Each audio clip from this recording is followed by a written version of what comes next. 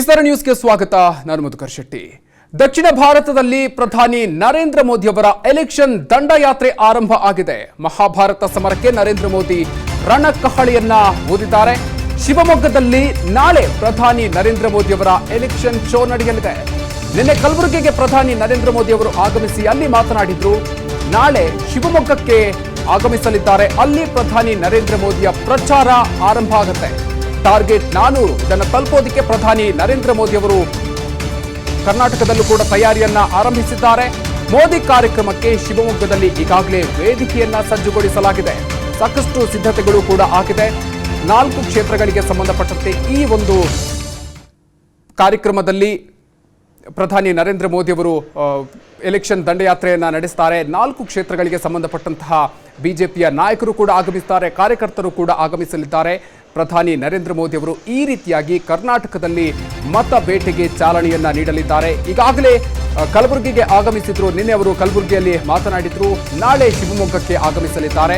ನಾಳೆ ಮಧ್ಯಾಹ್ನ 1:15ಕ್ಕೆ ಪ್ರಧಾನಿ ನರೇಂದ್ರ ಮೋದಿ ಅವರು ಆಗಮಿಸಲಿದ್ದಾರೆ. ನಾಳೆ ಶಿವಮೊಗ್ಗದಿಂದ ಪ್ರಧಾನಿ ನರೇಂದ್ರ ಮೋದಿ ಅವರ ಮೇನಿಯಾ ಆರಂಭ ಆಗುತ್ತೆ. ಮಧ್ಯಾಹ್ನ 1:15ಕ್ಕೆ ವಿಮಾನ ನಿಲ್ದಾಣಕ್ಕೆ ಆಗಮಿಸಲಿದ್ದಾರೆ ಪ್ರಧಾನಿ ನರೇಂದ್ರ ಮೋದಿ. ಮಧ್ಯಾಹ್ನ 1:45ಕ್ಕೆ ಅಲ್ಲಮ ಪ್ರಭು ಮೈದಾನಕ್ಕೆ ಅವರು ಆಗಮಿಸುತ್ತಾರೆ. ಮಧ್ಯಾಹ್ನ 2:20ಕ್ಕೆ ಭಾಷಣವನ್ನ ಆರಂಭಿಸಲಿದ್ದಾರೆ ಪ್ರಧಾನಿಗಳು. ಭಾಷಣದ ಮುನ್ನ ವೇದಿಕೆಯ ಮುಂಭಾಗದಲ್ಲಿ ರೋಡ್ ಶೋವನ್ನ ನಡೆಸಲಿದ್ದಾರೆ. ಶಿವಮೊಗ್ಗ, ಚಿತ್ರದುರ್ಗ, ದಾವಣಗೆರೆ ಲೋಕಸಭಾ ಕ್ಷೇತ್ರ ಹಾಗೂ ಚಿಕ್ಕಮಗಳೂರು, ಉಡುಪಿ ಕ್ಷೇತ್ರದ ಬಿಜೆಪಿ ಟೀಮ್ ಕೂಡ ಭಾಗಿಯಾಗುತ್ತೆ. ಈ 4 ಕ್ಷೇತ್ರಗಳನ್ನ ದೃಷ್ಟಿಯಲ್ಲಿಟ್ಟುಕೊಂಡು ಪ್ರಚಾರವನ್ನ ನಡೆಸುವಂಥದ್ದು. ಹೀಗಾಗಿ 4 ಕ್ಷೇತ್ರಗಳಿಗೆ ಸಂಬಂಧಪಟ್ಟಂತಹ ನಾಯಕರುಗಳು, ಕಾರ್ಯಕರ್ತರು ಈ ಒಂದು ಸಭೆಯಲ್ಲಿ ಭಾಗಿಯಾಗ್ತಾರೆ. ಮಧ್ಯಾಹ್ನ 2:20ಕ್ಕೆ ಭಾಷಣ ಆರಂಭ ಆಗುತ್ತೆ. ನಾವು ದೃಶ್ಯಾವಳಿಗಳಲ್ಲೂ ಕೂಡ ಗಮನಿಸ್ತಾ ಇದ್ದೀವಿ. ಸ್ಥಳೀಯ ನಾಯಕರು ಇದಕ್ಕೆ ಸಂಬಂಧಪಟ್ಟಂತೆ ಸಿದ್ಧತೆಗಳ ವಿಚಾರಕ್ಕೆ ಸಂಬಂಧಪಟ್ಟಂತೆ ಮಾತುಕತೆಯನ್ನ ನಡೆಸ್ತಾ ಇದ್ದಾರೆ. ಇನ್ನು ಶಿವಮೊಗ್ಗಕ್ಕೆ ನಾಳೆ ಪ್ರಧಾನಿ ನರೇಂದ್ರ ಮೋದಿ ಅವರು ಆಗಮಿಸುತ್ತಾರೆ. ನರೇಂದ್ರ ಮೋದಿ ಕಾರ್ಯಕ್ರಮಕ್ಕೆ ಪೊಲೀಸ್ ಬಂದೋಬಸ್ತನ್ನು ಮಾಡಿಕೊಳ್ಳಲಾಗಿದೆ. 1000ಕ್ಕೂ ಹೆಚ್ಚು ಪೊಲೀಸ್ ಸಿಬ್ಬಂದಿಯನ್ನ ಬಂದೋಬಸ್ತ್ಗಾಗಿ ನಿಯೋಜನೆ ಮಾಡಲಾಗಿದೆ.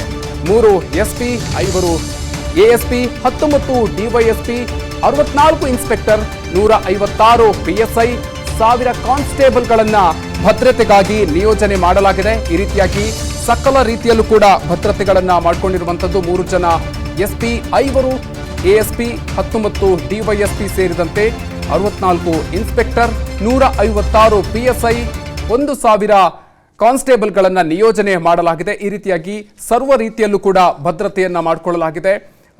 ಸಾಕಷ್ಟು ಸಂಖ್ಯೆಯಲ್ಲಿ ಕಾರ್ಯಕರ್ತರು ಕೂಡ ಸೇರಿಕೊಳ್ಳಲಿದ್ದಾರೆ. 4 ಕ್ಷೇತ್ರಗಳಿಗೆ ಸಂಬಂಧಪಟ್ಟಂತಹ ಪ್ರಚಾರ ಕಾರ್ಯ ಇದು. ಈ ಹಿನ್ನೆಲೆಯಲ್ಲಿ 4 ಕ್ಷೇತ್ರಗಳಿಂದಲೂ ಕೂಡ ನಾಯಕರು ಸೇರಿದಂತೆ ಪ್ರಧಾನಿಗಳು ಕೂಡ ಆಗಮಿಸುವುದರಿಂದಾಗಿ ಭದ್ರತೆ ವಿಚಾರಕ್ಕೆ ಸಂಬಂಧಪಟ್ಟಂತೆ ದೊಡ್ಡ ಮಟ್ಟದಲ್ಲಿ ಕ್ರಮಗಳನ್ನು ಕೈಗೊಳ್ಳಲಾಗಿದೆ. ಈ ಬಗ್ಗೆ ಇನ್ನಷ್ಟು ಹೆಚ್ಚಿನ ಮಾಹಿತಿಯನ್ನು ನೀಡ್ತಾರೆ ನಮ್ಮ ಪ್ರತಿನಿಧಿ ವೀರೇಶ್. ಇದೀಗ ನೇರ ಸಂಪರ್ಕದಲ್ಲಿದ್ದಾರೆ. ವೀರೇಶ್, ಈಗ ನಾಳೆ ಪ್ರಧಾನಿಯವರ ಕಾರ್ಯಕ್ರಮಕ್ಕೆ ಸಂಬಂಧಪಟ್ಟಂತೆ ಸಾಕಷ್ಟು ಭದ್ರತೆಗಳನ್ನು ಕೂಡ ಕೈಗೊಳ್ಳಲಾಗಿದೆ.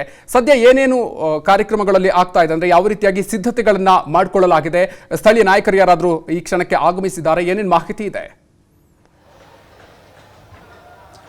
ಮಧುಕರ್, ಏನು ನಾಳೆ ಶಿವಮೊಗ್ಗ ನಗರಕ್ಕೆ ನರೇಂದ್ರ ಮೋದಿ ಅವರು ಆಗಮಿಸುವಂತದ್ದು. ಪ್ರಧಾನಿ ನರೇಂದ್ರ ಮೋದಿ ಅವರು ಆಗಮಿಸುವ ಹಿನ್ನೆಲೆಯಲ್ಲಿ ಈಗಾಗಲೇ ಎಲ್ಲಾ ರೀತಿಯಲ್ಲೂ ಸಕಲ ಸಿದ್ಧತೆಗಳನ್ನ ಕೂಡ ಮಾಡಿಕೊಳ್ಳಲಾಗಿರುವಂತದ್ದು. ಜೊತೆಗೆ ಬಿಗಿ ಪೊಲೀಸ್ ಭದ್ರತೆ ಕೂಡ ಕಲ್ಪಿಸಲಾಗಿರುವಂತದ್ದು. ಏನು ನಾವೀಗ ವೇದಿಕೆಯ ಮುಂಭಾಗದಲ್ಲಿ ಇದೀವಿ. ಇಲ್ಲಿ ನೋಡಬಹುದಾಗಿದೆ ಸಾಕಷ್ಟು ಏನು ದೊಡ್ಡ ಮಟ್ಟದ ಒಂದು ಬೃಹತ್ ವೇದಿಕೆ ಕೂಡ ಸಿದ್ಧಗೊಂಡಿರುವಂತದ್ದು. ನಾಳೆ 1:15ಕ್ಕೆ ಶಿವಮೊಗ್ಗ ಕಾಂಚಿನಕಟ್ಟೆ ಸಮೀಪ ಇರುವಂತಹ ಸೋಗಾನೆ ವಿಮಾನ ನಿಲ್ದಾಣಕ್ಕೆ ಪ್ರಧಾನಿ ನರೇಂದ್ರ ಮೋದಿ ಅವರು ಆಗಮಿಸುವಂತದ್ದು. ನಂತರ 1:15ರಿಂದ 1:45ಕ್ಕೆ ಇಲ್ಲಿಗೆ ಏನು ಕ್ರೀಡಾಂಗ ಏನು ಅಲ್ಲಮ ಪ್ರಭು ಮೈದಾನ ಇದೆ ಅಲ್ಲಿಗೆ ಆಗಮಿಸುವಂತದ್ದು. ಅಲ್ಲಮ ಪ್ರಭು ಮೈದಾನದಿಂದ ಸುಮಾರು 500 ಮೀಟರ್ ಉದ್ದ ತೆರೆದ ವಾಹನದಲ್ಲಿ ಅವರು ರೋಡ್ ಶೋ ಅನ್ನು ನಡೆಸುವಂತದ್ದು. ಈಗಾಗಲೇ 2 ಲಕ್ಷಕ್ಕೂ ಅಧಿಕ ಆಸನಗಳನ್ನ ಈಗಾಗಲೇ ಇಲ್ಲಿ ಹಾಕಿರುವಂತದ್ದು, ಚೇರುಗಳನ್ನು ಕೂಡ ಹಾಕಿರುವಂತದ್ದು. ಎಲ್ಲಾ ರೀತಿಯ ಸಕಲ ಸಿದ್ಧತೆಗಳು ಕೂಡ ಮಾಡಿಕೊಂಡಿರುವಂತದ್ದು.